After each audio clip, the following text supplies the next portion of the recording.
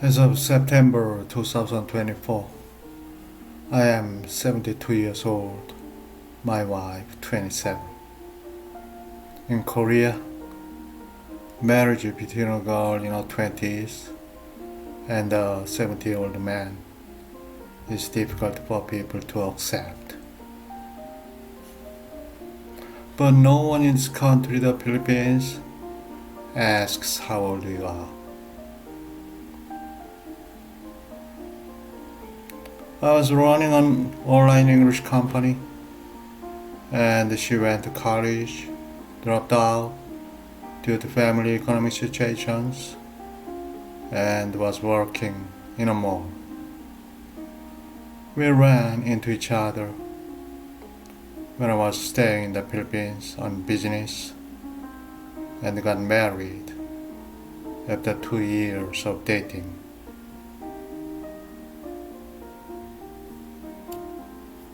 I had been living alone with peace for nearly 20 years before I met her, but that peace was shattered when she appeared before me.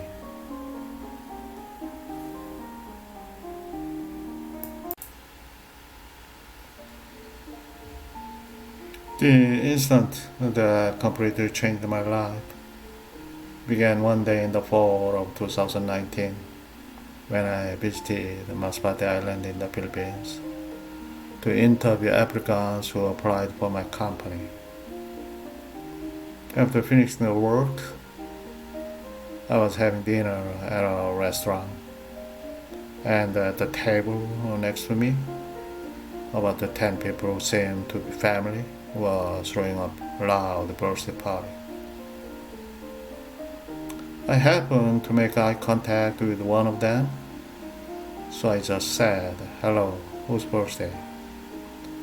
"It's my niece's."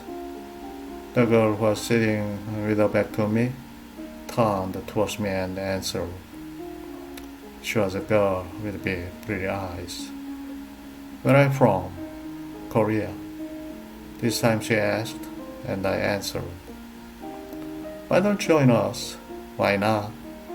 she asked, and I agreed.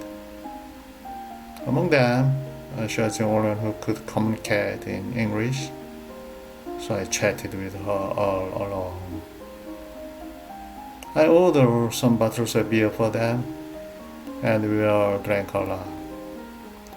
When the party was over and the waiter brought the beer, I bravely snatched it up, and pulling out my credit card from my wallet, I shouted, "It's on me." A few bottles of beer must have driven me crazy.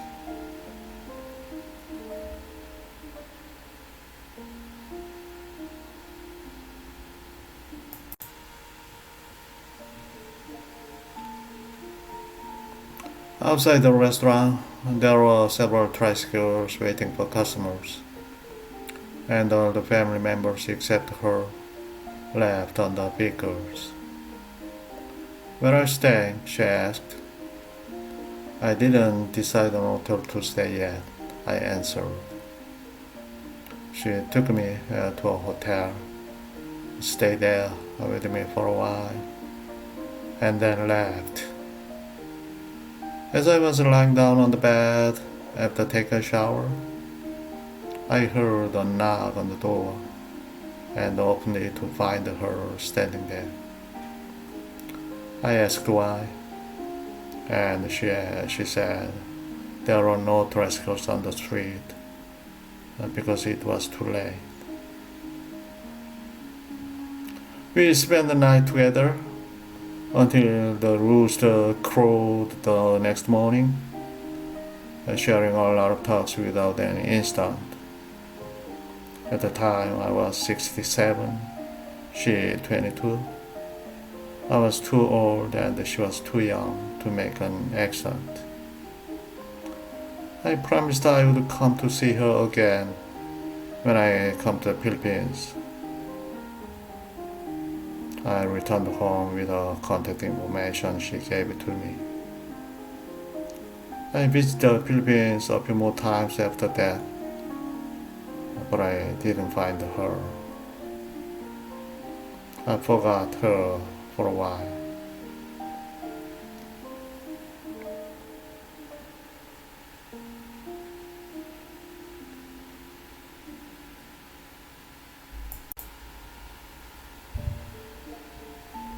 On February 18, 2020, waiting for my flight home at Manila International Airport, I remembered her face on a sudden.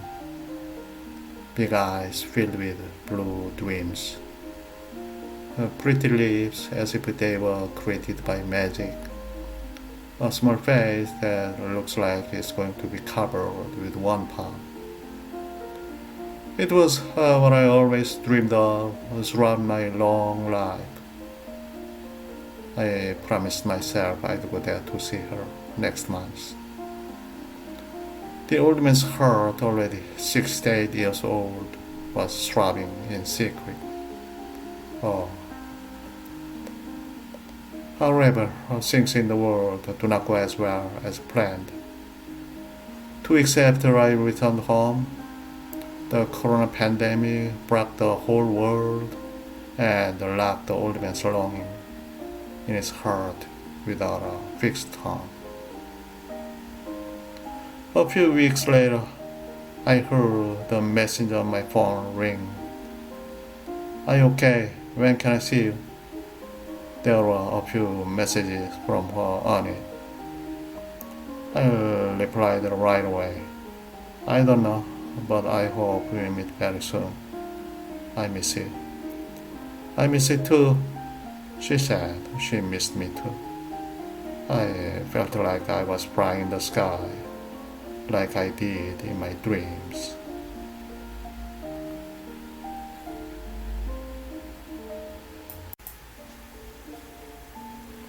After that, we had talked through Messenger several times a day without missing a day. A 23-year-old girl and a 68-year-old man. Across 45 years, we were writing a love story. A sad story created by pandemic about lovers who could not meet even though they wanted to.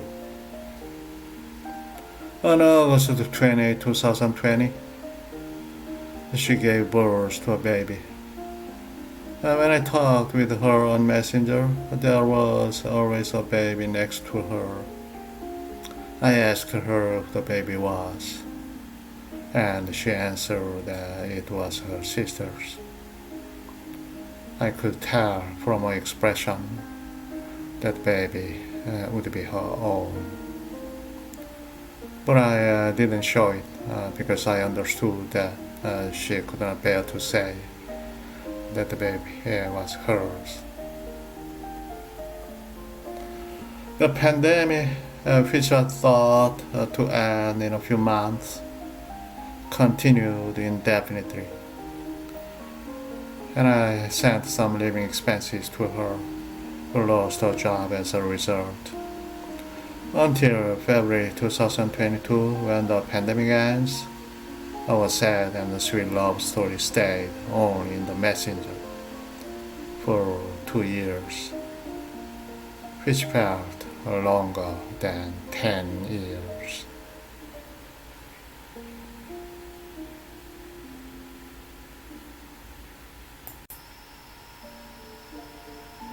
The pandemic that seemed like it would last forever was over. As soon as the entry ban was lifted, I booked a flight and flew to Manila on March 11, 2022. There, however, I was denied boarding on the flight to my spot that I had already booked because I didn't bring an unexpected document called as pass with me. I had to walk if I could. The next morning early, I set off for her.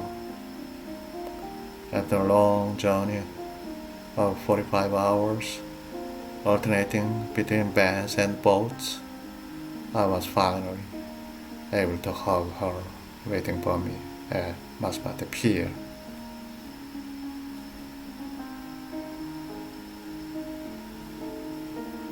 While preparing for the wedding, we met all her family and relatives and told them that we were getting married.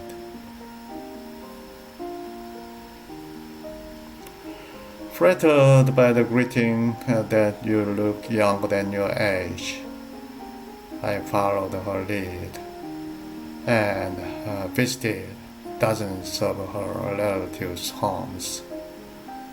What a big family! It felt like the entire village was one family.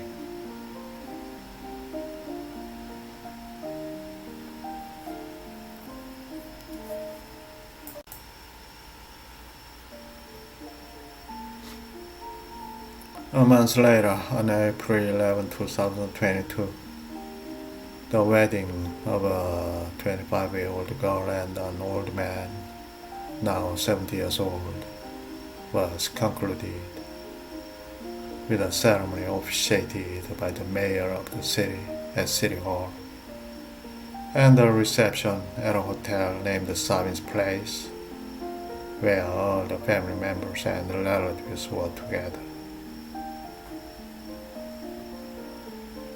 Since then, we have been living a happy married life in and out the Philippines and Korea. And what makes me happier is my daughter, the unexpected gift from heaven.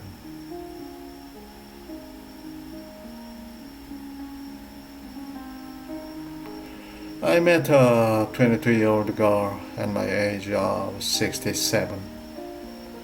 Dated her for 2 years and got married for 2.5 years. She is still 27, as beautiful as a flower. What has the past 2.5 years of marriage been like for the couple who are 45 years apart? Were they just happy? Next time, we are going to talk about the secret behind the happy marriage. Thank you.